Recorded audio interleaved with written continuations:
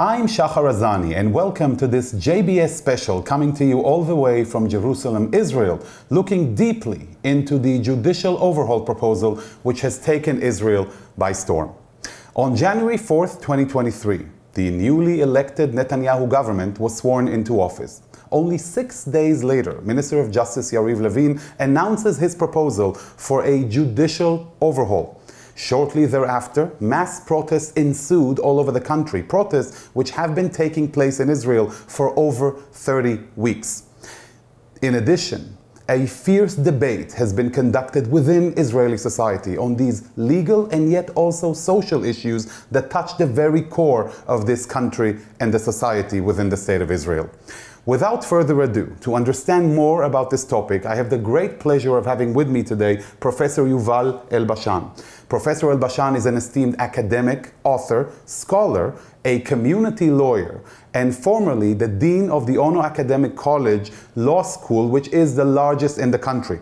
Professor Elbashan was also instrumental as part of a group of scholars who presented a compromise on this very issue a few months ago in the month of March 2023. Professor Elbashan, it's a pleasure to be here with you. It's a pleasure to me also. Thank you very much, Shachar. So, Professor Elbashan, there is great confusion to a large degree inside Israel as much as outside about this reform or overhaul. What are the main articles within it?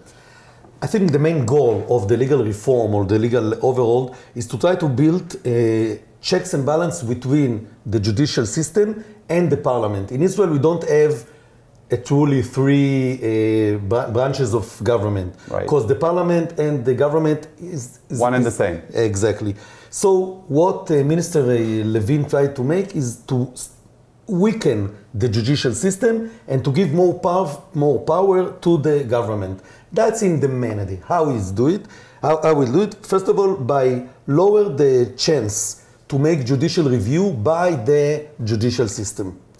In Israel, we don't have a constitution, as you know, but we have something that we call basic laws. There is a big discussion since the 50s. Is the basic law, are the basic law constitution, or it will be constitution at the end of the process?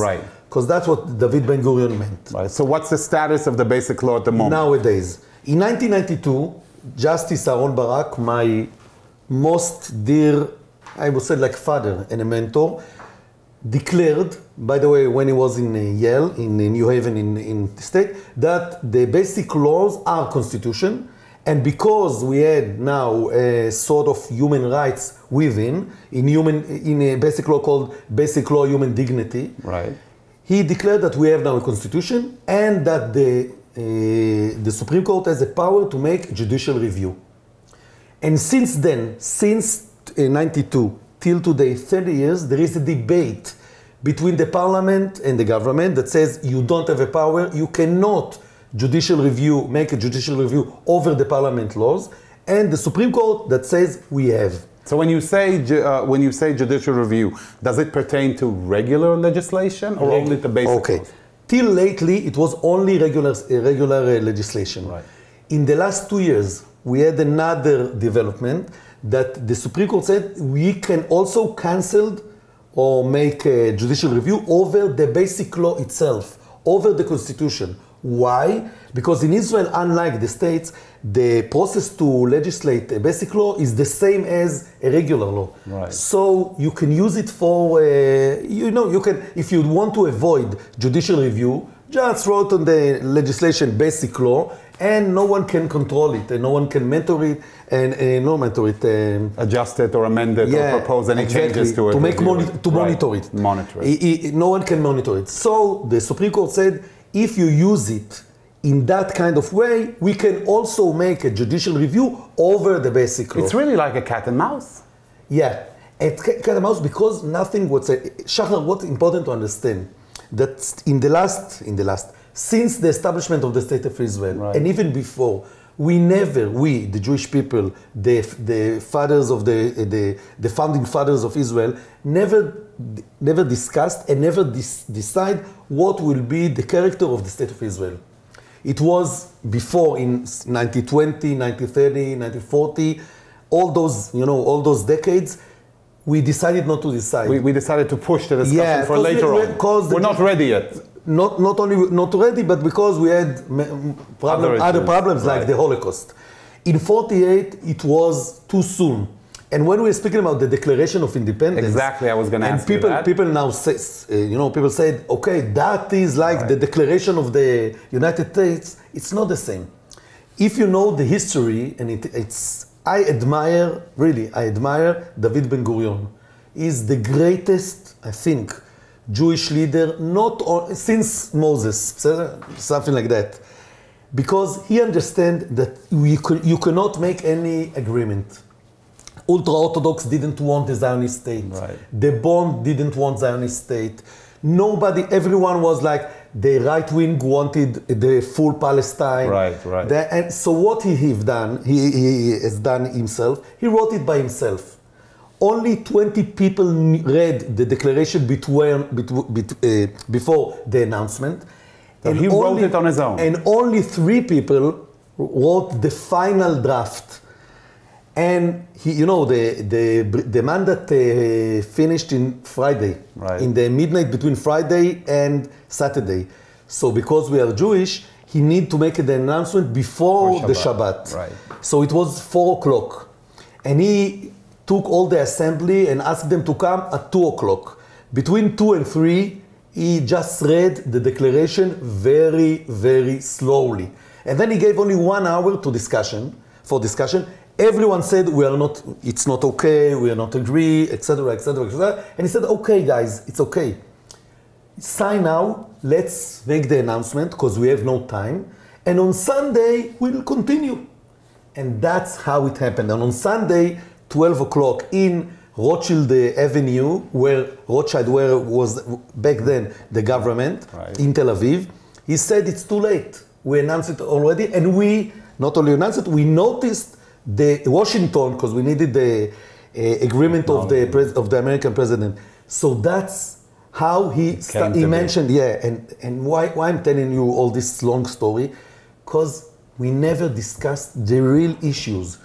What is Jewish state? Right. What is democratic state? Right. What is the tense between ultra-Orthodox and us, the secular and etc. It's really big debate. It's a big debate. And we had no time. So in 48 we started the war. And then we had some problems. And then, 56 war, 67 war, 73 war. And it was 73 was something that, all of us, I was a little child, all of us were such in shock, and we felt that the house is in a minute is burning, and we have to leave. So another 20 years move, and another 20 years, and now in this the debate about the legal reform is the first time that we are speaking about the parliament, the Supreme Court, but not only about the Israeli society. Right. So it's not only judicial event, and it's not even political event. Right. It's not only, at the beginning I thought, okay, I understood at the beginning that the debate is not really judicial on legal terms, because, the people don't understand how you choose the Supreme Court justice, because that's part of the reform. Right. Or can the Supreme Court make a judicial review over the legislation or not? I understand that this is not the case. I thought it was the political case, okay, anti-Bibi, pro-Bibi, and we another manifestation of that debate. Yeah, that we have it since the last 13 years, 14 years already. And then I understood, because of all I spoke with, I think hundreds and hundreds of people from the streets, from all the kind of streets that we have in Israel, and the back alleys of Israel society. And then I understand it's not political, it's nor political, neither judicial, it is emotional. It's the first time that people are feeling that someone is stealing their Israel. Right. Everyone. By the way, on both ends, right? Yeah. On both ends. The one that, the one from, in the back alleys of the house of Yariv Levin, they see the Supreme Court justices and they are saying, we never elected them, they are not elected, and they are ruling, and they are giving us values that we are not believing. And it's not representative, and they are progressive, and we are liberal, or they are democratic and we are Jewish, and they are stealing our Israel. And on the other side, on the streets of, let's say, Yair Lapid, the opposition. They said, okay, now the government is coming. It's our Israel. Everyone is, this is what is so beautiful in Israel. That's why I'm such a Zionist. Everyone feeling that this is his land. Right.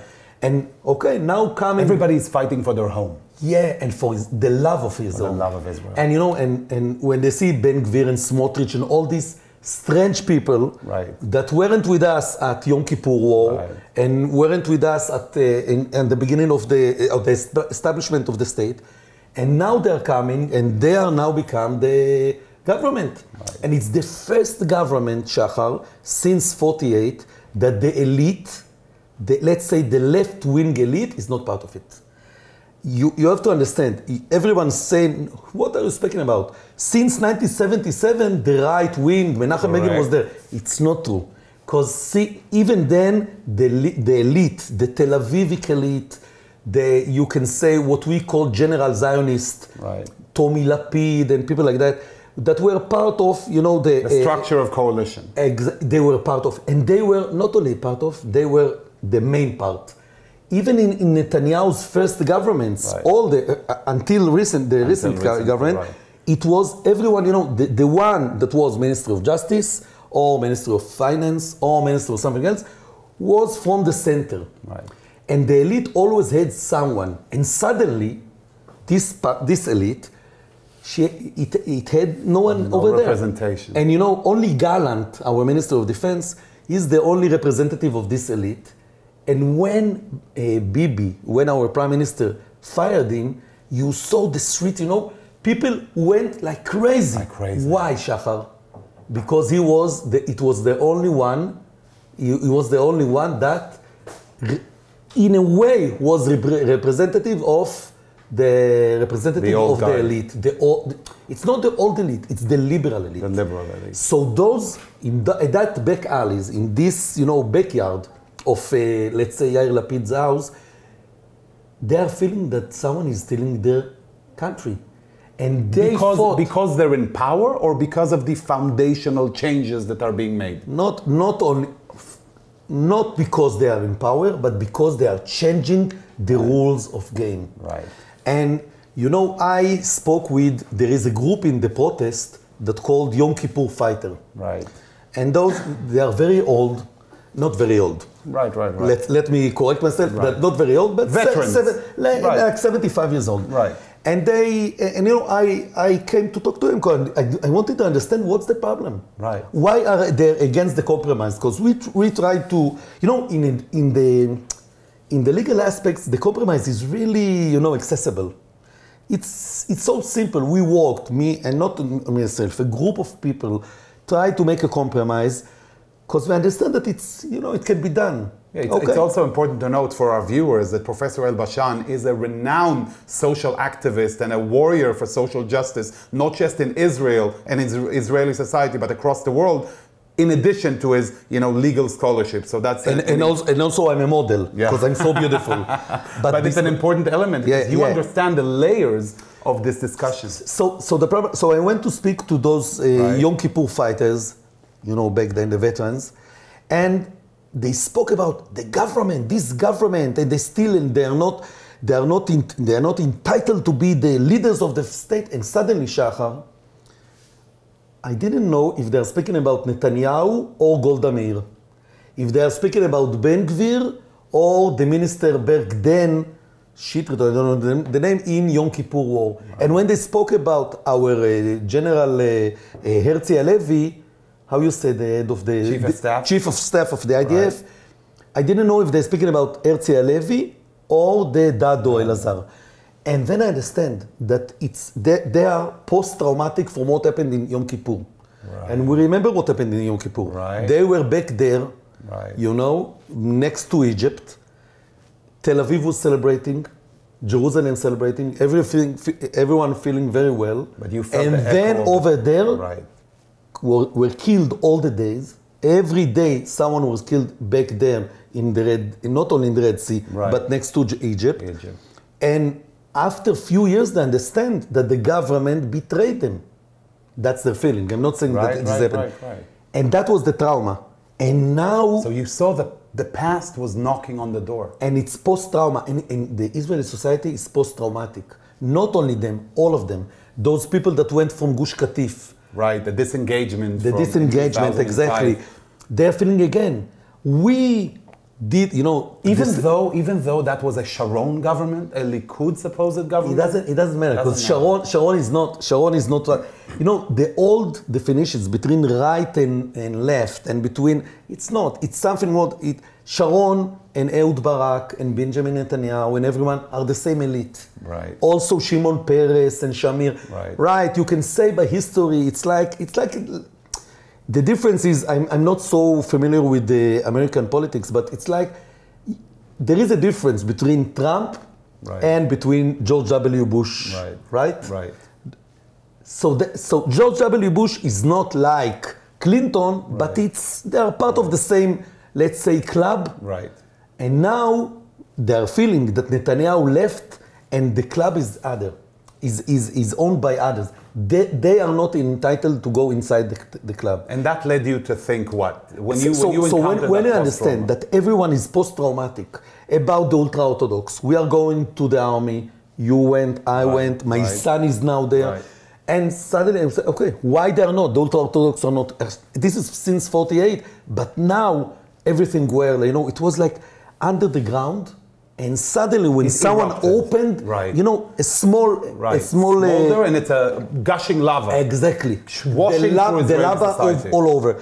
And when we understand that it's post-traumatic, Israel is so post-traumatic from the Holocaust that we never take off of the survivor, and the Yom Kippur, and the engagement, and disengagement, and everything. And the new immigrants, Mizrahi, Ashkenazi. That conversation has increased. Exactly. I haven't heard that in years to such a degree. No, now it became like they're the Ashkenazi from Tel Aviv, and we are part of the Mizrahi from.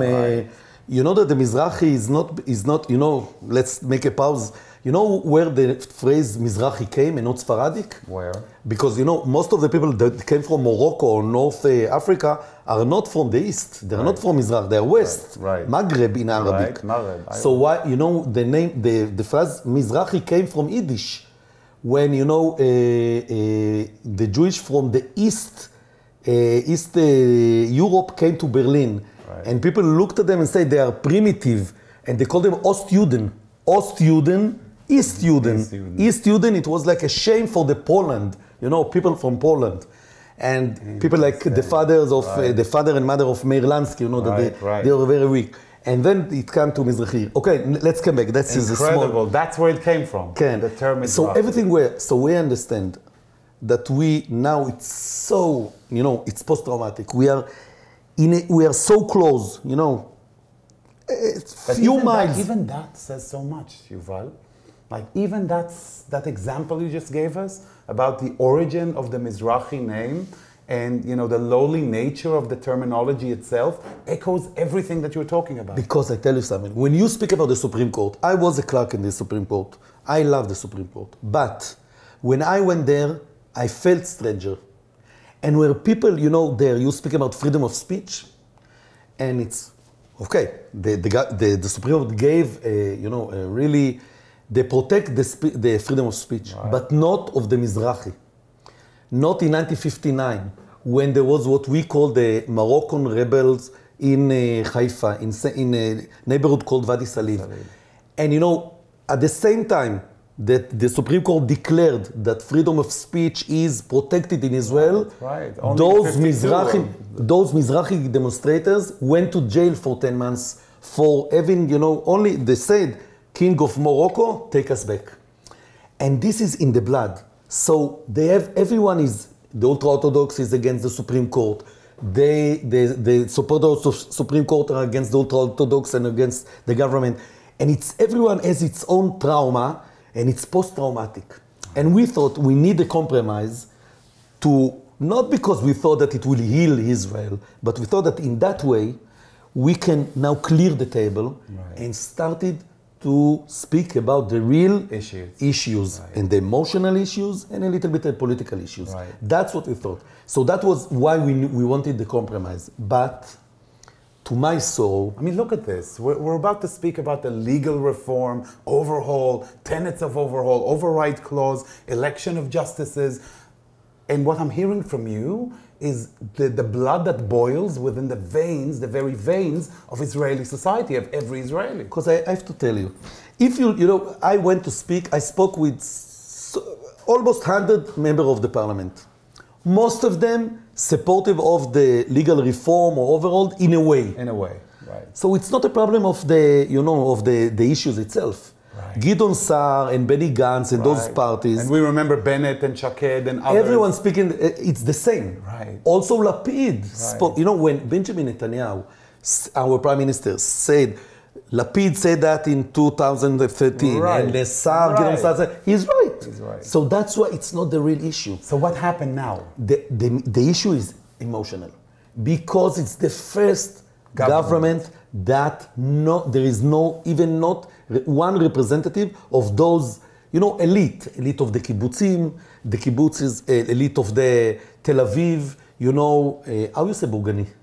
Bourgeois. The bourgeois, the middle class, the upper middle class? The upper middle class, upper middle class. It's not a bourgeois, it's in French, right? Right, yeah. So yeah, the upper mid class in Israel, he has no representative. So that's everything. So that's why the compromise was very easy, and we were very close. So what you're telling me now is, if the government were to be established with, let's say, a factor included from that camp, whether it's Benny Gantz, whether it's Yair Lapid, whether it's Merav Michaeli, whether it's anybody else who comes from that end, center-left, we wouldn't be in this quagmire, even if the topic were the legal issues at hand? I think so, but Yariv Levin made the extra mile.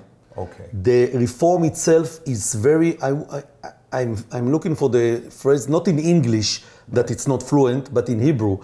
The legal reform, you cannot make constitutional steps in a way like this. You need to unite most of the people. You can't use a hammer, you should use a chisel. Nice, exactly. And it's okay. You don't need, you know, there are people in the sides, the radicals. Okay, but the majority in Israel, and we see it in all the polls, agree about most of the topics. Right. So it's not a problem. It's like we're in control of the extremes. But when you are going like this, and you say it's my way or the highway, and then back, and you say, okay, the Supreme Court will be, the nomination to the Supreme Court will be only by the coalition. Right. And you know that you know it's not okay. It's okay that the coalition will be, you know, strong. Right. But you know that there is an opposition, especially in Israel, that, you know, the coalition and the opposition lately, in the recent years, are 65 to 55. It's not really a majority. It's not 80 to 40. Right. Even now, the 64 majority was almost a technicality. Yeah, it's technical. It's, you know, 60-60. Right. We remember merits passing. And if it's okay to speak and to take the Arab minority outside, it's really something that we are very close. So it's not the way to make a constitutional change. Right. Also, with the head of our committee, one of my students, the head of the constitutional committee, Simcha Rotman, is number 4 in a very, I would say, radical party. Smotrich. Can you believe, you know, that let's go to the United States. And once again, I'm not familiar. Right. But think that who will lead changes in the Constitution is someone from the Tea Party. Right. Okay? Or a fringe faction. Okay. Right. Someone, you know, that is part of the government. Right. But is really radical. Right. So that's why they made such a mistake. And Professor also, Elbashan, why? Yeah, sorry. And also, when we came to the compromise, and it was so easy to make it, I asked on the legal issue. On the legal issues, only on the legal issues. Right. And I'm saying again, okay, I make it even lighter, that's not the case. But we need to solve this case to go to the real issues. Right. When I go to ministry to Yariv Levin, I was with him in the army, so you and I and also all of us were in the, service in the same army, in the same base. I asked him, why do you think that only the coalition should, nominate the Supreme Court justice? And he said, no. That was a goal in the room. So why did you put it? I tell you why. Now it's my words, he gave the answer. Because it's part of negotiations. Right. And he thought about it as a political Bring in the negotiation. gold to take it out. You know, So it was a negotiation tactic. and he thought, as a, you know, a political activist, Right. okay, I'll say I want 3, you will say Professor, 1, and we'll do 2. And Did he that's not think, before making the announcement 6 days after the swearing in of the government, of such a magnitude, of such changes, did they not think, neither himself nor the Prime Minister, who is very seasoned on these issues, that there is going to be such mass protests on the street? He thought, I can tell you, Tell I me. wrote it in the newspaper also. Right. He thought about what the demonstrations, that he thought it will be 1 million. Right. At the end, it was 300 demonstrators, 300,000 demonstrators. It's not million, but Right. it's Significant. It's significant. He thought about economical pressure. He thought about international pressure, but he never thought. I can tell you because I spoke to him Right. almost every second day. He never thought that what happened in IDF will happen. He and Netanyahu never, both of them, never imagined that our soldiers will come and say, we are not fighting anymore. And that was their surprise. And I would say it's strategic surprise. Right. And that's what stopped the reform till now. And even today, this is the only issue that make them, you know, Reconsider? reconsider and a little bit of, I will say, afraid. Right. Even afraid. And that was the surprise. We have to say that it's not, you know, Ehud Barak, and it's not even President Biden. It's not. It's what's happening within the security It's the establishment. fighter in F-35 that said, "I'm not going to serve you if the legal reform will pass away." And still they passed the reasonableness clause. Yeah, because this is the reasonable clause is something, first of all, very small.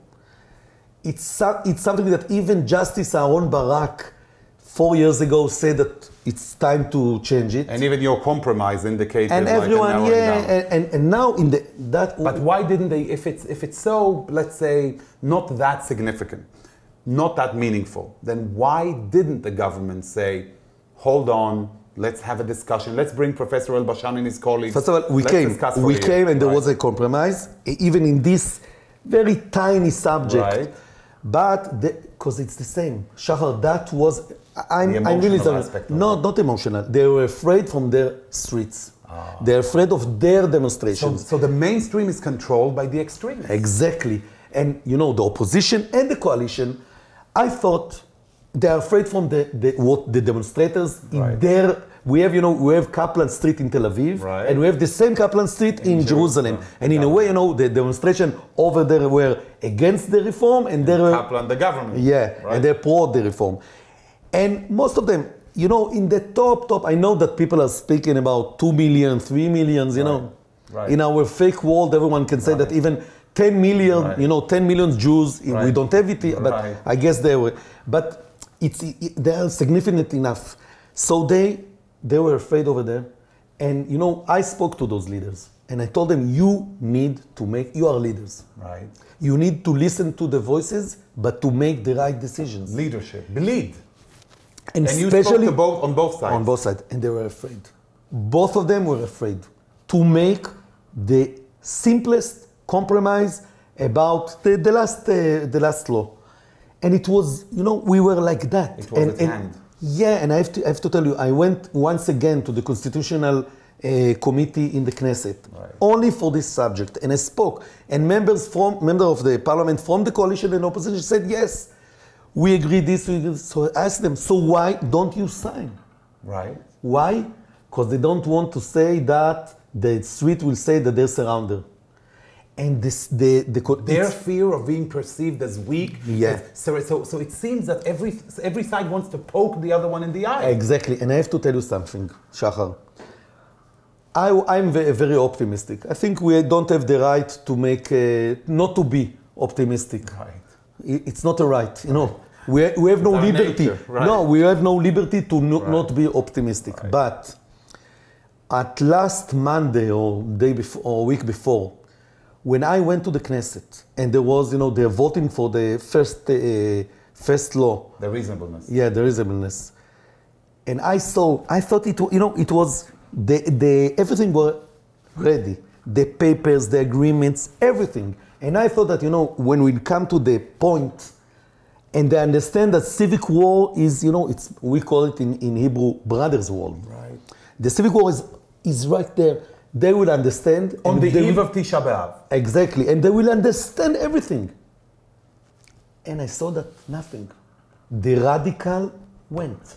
The streets, Shikma Bressler, one of the protest leaders over there, right. and the leaders from the other side, the radicals, those who want us all to be on the Masada again, and you know what happened in Masada. Right. Right away, they won, and I don't blame them, by the way. The demonstrators do, they're thinking this is part of democracy. Right. But the leaders right. didn't do. And then, at the first time, in the last few months that you know that I'm very active, right. I was not only disappointed, not only disappointed, I was afraid. Because I saw leaders that are not leaders. Even at the last minute. And that's, I'm still in shock because I was sure that at the end, Gantz and Lapid and Netanyahu and Levin and others will do the right thing. One of the main images that came out from that piece of legislation was that of Prime Minister Netanyahu sitting. To his right, I believe, was Minister of Defense Gallant. To his left was Minister of Justice Yariv Levin. And it was like kind of the debate between one side and the other. Where is the Prime Minister in all of this? I'm hearing you. I'm listening to you. I'm hearing the protest. First of all, I have to tell you, but maybe I'm not so objective. Right. If I'm not sure there's someone objective, but I'm not so objective. You are as objective as we can find. I think it was only blame game. It wasn't real. You know, in front of the camera, you know, to say, all know their own camera. Do give me something, don't give me something. It's okay. It's for the PR. It's not real. Right. Where is Benjamin Netanyahu? I don't know. The one who controlled him is Yariv Levin. I told it now to the New York Times also. Yariv is a really ideologist. He spoke about these issues since, I know, 1987. Wow. And when you speak about post-traumatic, he came from a family that were on Antalena ship.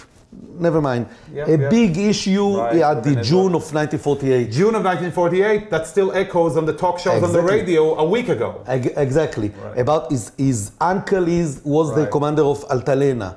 His mother was activist for the right wing. Menachem Begin was his godfather. Right. And he was very angry at Menachem Begin because Menachem Begin was the one that appointed Justice Aaron Barak. Right. And when I met, we were in the army, and then we met again in the faculty of law. I stayed in the army, he left a little longer. So he left the army before, so he was before me. And when I came to the faculty, we sat to drink coffee, and he told me, you know, it was 92. Aaron Barak, he stole already the government. During the basic law enactment. He stole the democracy. It's not already a democracy. All then. So it's traumatic. Right. So for him, this is the mission of life. And I have to tell you, if Netanyahu needs him and he doesn't need Netanyahu. 2 or 4 years ago, I met Yariv Levin, maybe 5 years ago. He wanted to leave the politics. He had it. He's really honest. He's very, you know, he's not only honest, he's very ideological. He has a straight ideology, and he wanted to leave the politics. And he stayed only because Netanyahu needs him. And now... Needs him politically. Needs him politically, and you know, he's the smartest guy surrounding Netanyahu. Let's say that. He's very smart, Yariv. And I'm not saying the others are not smart, but he's the smartest. Right. Okay? And I'm speaking like a Sabres. I'm sorry. I'm not. And thank you. You know, and nowadays, Netanyahu needs him. He doesn't need Netanyahu. It's like, you know, when you have a divorce and the husband and the wife wants to leave, and the husband wants her to stay. The power is on side. It's the same with their couple. The power is in the hands of Yariv Levin. And Yariv Levin is not only Yariv Levin. It's Yariv Levin, it's his mother from the right wing, it's Menachem Begin, and it's Altalena. So it's very strong. Right. And you know, he said, I spoke to him 2 days after the announcement of the legal overhaul. And I told him, Yariv, why to start with the Supreme Court? Why? Go to our Attorney General. Let's you build what we call innocent project. Right. There is in the States, do it inside the Ministry of Justice, because the judicial system in Israel, it's not corrupted, but it's broken. Flawed, yeah, and if you are Mizrahi or if you came from Ethiopia, mostly if you are Arab in Israel, I'm not sure there is a justice for you. Let's say it clearly. Right. I told him, go to there. No. Only the legal reform, only the Supreme Court. I told him it's less important. Go to help the people. Right. It's not. Why? Because he speak on behalf of his mother and his grandfather from Altalena. And that's its power. And if Netanyahu will say, okay, let's go to compromise, Yariv will leave. And he leave. When he leave, I'm not sure that Netanyahu can survive. Right. That's the story. Netanyahu is a smart... But I have to tell you, Yariv was willing to make a compromise. At the beginning, the problem was from the other side. Because of the streets, they said no compromise. And because, radicals, really radicals. Right. You spoke about Tisha B'Av. Right. I'm a secular. I never have a I would say latzum. Well, fast. Fast. I never fast in Yom Kippur. Right. Never. I fast only in Tisha B'Av because it's national and not religious. And in what we learned, the main lessons from Tisha B'Av is, for me as a secular, right. The first, we lost the first house because we weren't keeping the laws. Right. We lost the second house because we kept them too much. Right. Okay? We need to be in between. Right. And see another thing that I love in Tisha B'Av. Even we are the victims, okay? The one who destroyed our state and our houses are the Romans and the Biblical and etc. Right. They are to blame, but we are not blaming them. We are taking responsibility. Right. We are saying it's because of us, because we hate each other, because our social responsibility for national catastrophes. But we, as victims, take responsibility. Right. And that conversation should now be active here. Not a blame game. It's Yariv Levin, it's the protest, it's this street, that street. Take responsibility. But the Prime Minister is a smart political operative who's been on stage for such a long time, appointed Minister Levin to this position. Did he have to? Did he not have a government without him in this position? Could he not have given him another docket? The fact that he did so, didn't he see what was coming? I have to tell you, I told personally Benjamin Netanyahu 4 years ago, when started all his, we say, criminal procedures. Right, the indictments. I'm thinking of what to say. I told him, maybe it's injustice. Maybe they did wrong. It's not fair to you. But now, if we're looking, from above, you are the one who stuck Israel. And maybe for Israel that you gave Israel so much, you should move. Even if the bad guys will win, doesn't matter. You will save Israel by moving. And it's not only me, many law professors speak the same, and the presidents, both of them, Herzog and Rivlin, spoke about, let's make sort of a deal in this criminal procedure and he leave. Right. Or even there was a proposal, I think, to even give him the presidency to a degree. Yeah, because there is immunity over there. Right. So, and he said no. And once again, I'm telling him now, this government, the problem is not Yariv Levin, because Yariv, the problem is Smotrich and Ben Gvir and others. Right. And I'm saying once again, at the end of the game, and I have many things to say about Israelis that go abroad and speaking badly about Israel, like BDS, right.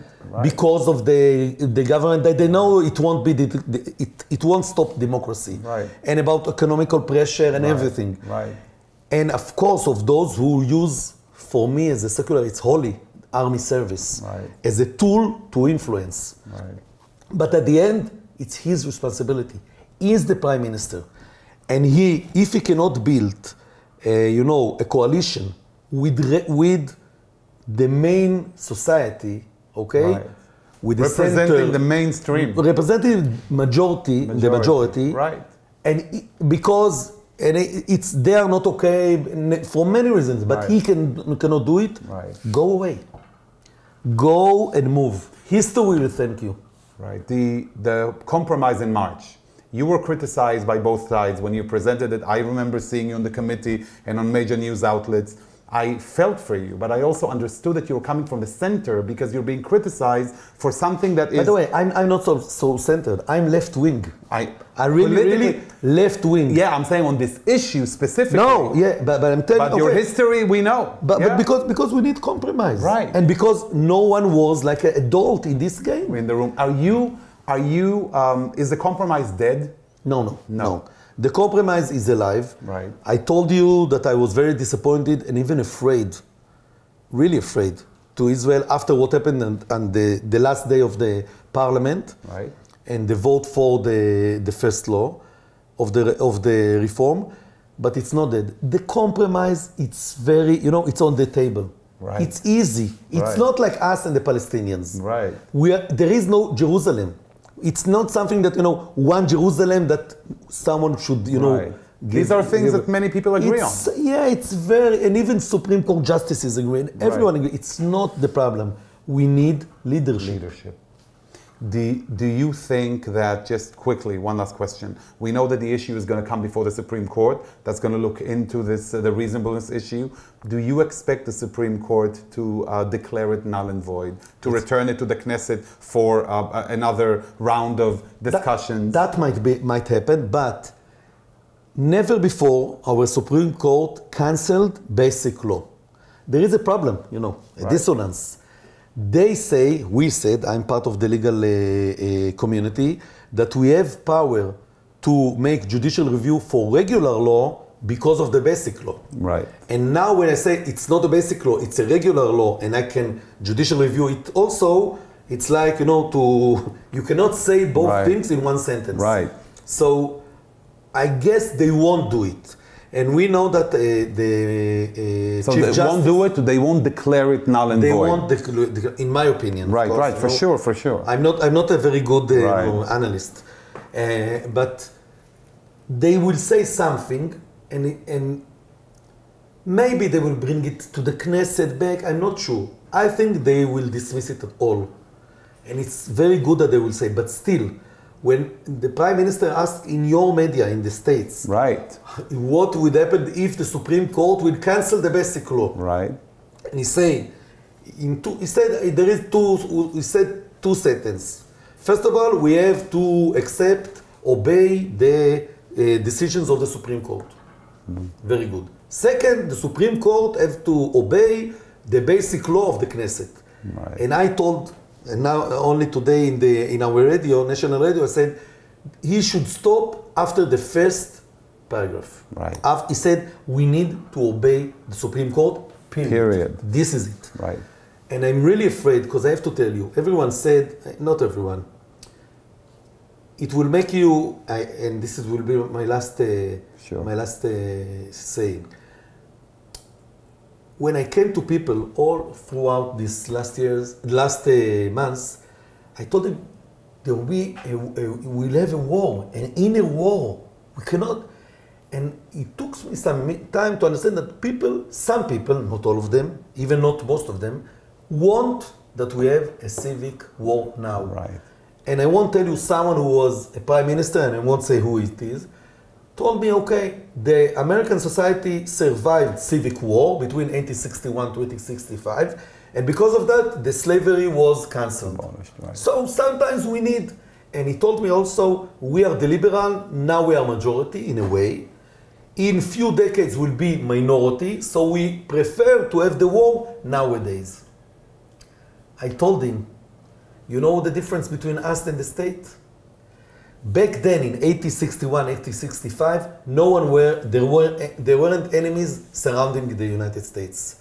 Neither Mexico nor the Spain regime. and etc. Even Florida part and etc. No one. In Israel, if we'll be weak for 1 hour, it's the end of Israel. And you know, it's like, and I understand the motivation, and I understand the strategic. You know, everyone is like, they are acting very, you know, tactical. Right. Okay, now it's the good time to make the surgery. Right. And etc. And I want someone for these people, for our people in Israel, that won't be tactical leader or a strategical leader, but like a father and mother that said, okay, he needs to make the surgery now, but I'm not sure he will survive the surgery. So now, don't take him. Give him something, you know, painkiller, and let us survive a little bit, and maybe we'll do the surgery later on. Right. And we don't have someone who loves the state and willing, you know, to lose for it. Right. And to surround him. Right. Okay. You know, I'm a father of 2 marvelous kids. I give up all the time for them. I'm not ashamed to surround for them. It's not weak for me to give the kids something, and even to in a way to give up some of my values. This is the modest that I learned as a father, and this state need a father. Somebody who would love it enough to surrender. Correct. Professor Elbashan, this was an absolute pleasure. I know you're rushing, because the fact that you're rushing today is also a great message that the compromise is still alive and kicking. And as long as we have people like and leaders like Professor Elbashan who will keep on pushing to bridge the abyss and the gap within society, there is hope and optimism for the incredible state of Israel that we have. It's been a pleasure to have you all join us. Thank you, Professor Elbashan. Thank you very much, and I'm sorry for my broken English. I spoke in Arabic and Hebrew all the time, and it took me some time. You speak the language of the heart, and that echoes not just across Israel, but across the pond, where I was listening to you continuously and had the pleasure of seeing you right here in your office in Jerusalem. Thank you, Shahar. And thank you to all of our viewers for joining us on this very special JBS special, touching the very beating heart of the nation of Israel. Thank you for watching, and see you again soon from Jerusalem.